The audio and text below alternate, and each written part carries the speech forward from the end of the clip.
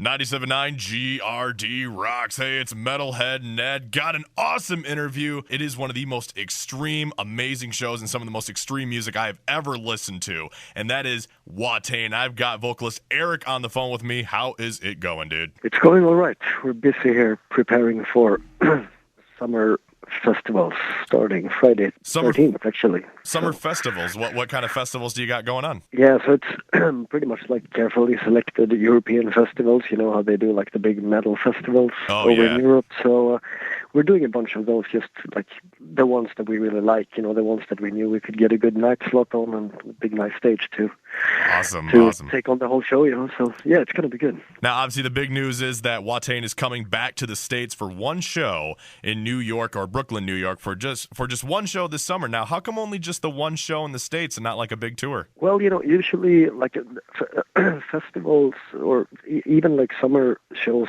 in the U.S. is not really something that we've done that much before, and mostly because when we do festivals, we really want to make sure that we can bring on the whole show, you know, and our show has ingredients that some of them, you know, are a little bit controversial nature and a bit outside of the confines of the law, I guess you can say. Yeah, right. So, you know, unfortunately, as much as I like touring the States, most of the promoters are quite, you know, conservative, a little bit stuck up, a little bit, afraid to go all the way. And now we've got in touch with these guys from Brooklyn that apparently, you know, we're ready to go all the way, which we are, well, very grateful for. We're really fucking excited to finally be able to do the full thing over in the States. You know, it's been far too long, far too much, well, I wouldn't say compromising, because the shows we've done in the States have been great, you know, in a different way than over in Europe. But right now, we're like dead set on bringing the full thing to the States, you know. Sweet, man, definitely. Now, like you just mentioned before, and the show's going to be entirely uncompromised, so what can fans kind of expect at this certain show in New York? To be honest, like the main thing, you know, that actually got us going with this offer was that we were able to do pyro.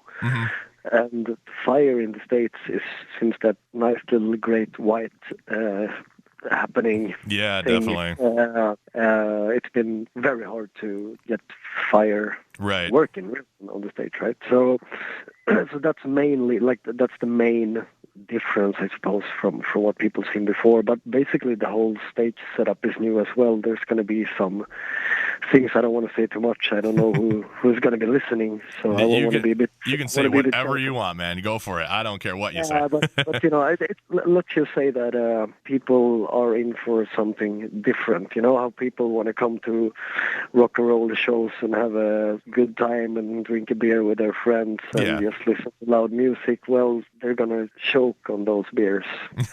Oh, man. It's certain. So that's the difference between a show here in America and a Watain show. That's what's so unique about you guys, for sure. Yeah, but I hate to be like, how to say, like, you know, hosting what we're doing on stage, right? But it's just, let's just say that I think seriously that it's going to be quite different from what people are used to, even in an extreme metal context. So, let's just see. No, and that's what's unique about you guys, because I've seen plenty of different bands, you know, obviously living here in America, it all seems to be the same and kind of thing like that, but then when you get a band from, say, Sweden or just anywhere from around the world, it's such a different show, because just the regulations here versus somewhere else, it's so different, and that's what's really unique about you guys. Yeah, you know, I think it's mostly because of the, like, conservative kind of regulations that unfortunately exist in the States. I mean, there are numerous killer live acts from the States, you know. Just think about, like, you know, Misfits or Old Morbid Angel or fucking Black Flag even. I mean, there's been so much, you know, intense live performance coming from the States. But in terms of actual stage show, you know, it's a different thing. There's just too much rules and regulations, and people are a bit too afraid to break those, you know. But fortunately, these guys in Brooklyn seem to be up for the game, so yeah, let's see. I'll be honest, if I was running a venue, I would have you guys at our place, no problem. If I ran a venue. Now, obviously, being from another country, do you personally have any thoughts or maybe an opinion? I mean, we kind of touch base on this. An opinion of American metal bands, say like Five Finger Death Punch or any one of those kind of bands, Slipknot even, versus the music that's coming out from your side of the world, like Watain or Amaranth or anything like that. like I said, there's a lot of American music that I love, and that holds a very special place in my heart. But when it comes to like these new, I don't even know what they're called, all these like new core metal, jump, metalcore or whatever. Yeah, I mean, to be honest, man, I'm allergic to that kind of stuff. It doesn't work. I like fucking Judas Priest and Venom and Exciter and stuff like that. I don't know. Sometimes I feel old. No, and that's cool. I completely agree with you, man. Like just that old school metal sound and everything like that too. And then I don't know. And for example, I went. Our radio station did a show for a metalcore band called A Day to Remember, and I went there, and it was like all these small kids. I'm like, what is this? What the hell am I doing here? Even the band names, bands from the U.S. they used to be called like Death or Possessed or Slaughter or Angel, Slaughter, exactly. But now it's like I took my mother to the daycare center and we gave roses to the kids. That's it's that's true. one name. It's like, 100% true. What's up with that? So I don't know. I don't really get it, but I mean, I could go on forever about stuff that I dislike with the current state of metal, but truth be told, there's a lot of really good stuff going on as well, I mean, especially the extreme side of things. And I really take pride on upholding like traditional old school extreme metal values with Watain, but taking them up a notch even, like making things even more severe and urgent and extreme even, if you will. I take pride in that, and I think there's definitely a room to be filled in that regard, and that's what we're doing really with Watain. Yeah, definitely. I mean, and in here too, with all the different American bands, it's all starting to kind of sound the same, and having something different is it seems like rare here in America, and it's just like having Watain come to the States and stuff like that, it finally brings a difference, which is what I think in America, it needs a new metal, like not new metal, but like a difference, I guess. It needs a difference. Yeah. America needs Watain, damn it. That's the way I see it. Yeah, but it is very, so to say, like fertile soil, I think, for a band like us. Right. There is a lot of hunger for real and genuine things. I think that a lot of the stuff that we've been talking about, these modern things, I mean, they are what they are. There's always that level of popular alternative culture that will always be a little bit McDonald's-esque kind of, plastic fast food music kind of. And I mean, they feel their purpose, I guess, in some way, but right. I think in the end, especially for real metalheads, they need that genuine, real, dangerous feeling, and that's what we're bringing, and I think that's why it's working really well in the States as well, because people are a bit starved on that, Kind of go with the music and stuff, and on a personal level with you, and I know we kind of mentioned that you listen to the old school metal kind of sound and everything like that, but what other kind of music do you listen to on your downtime? Any certain artists that aren't, I mean, it could not even have to be metal. It could be Anne Murray for all I know. I don't know. Yeah. No, but you know what? I mean, when it comes to listening to music or being inspired by music and so on, I would say I'm very open-minded, but at the same time, not. What I'm looking for in music is a diabolical nerve, right. The sense of that there is something extremely dark and disturbing present while the music is being performed. And I can hear that in everything from, Nick Cave to Diamanda Galas to Screaming Jay Hawkins to fucking Johnny Cash, or I mentioned Black Flag and a lot of old English, American hardcore music as well. There's so much. There's a big diversity in my record collection for sure. But I think what brings it all together is that diabolical intent. That the feeling of that it derives from a place that is truly backwards and disturbing and wrong. Yeah. Now also too, I mean, you obviously got the big festivals coming up here and obviously the big show over in New York. When you're on tour, I mean, what do you do to kind of relax, kind of hang back before you really hit the stage and just start tearing shit up? What's that word, relax? I never heard it before. No, yeah. So you're always busy pretty much.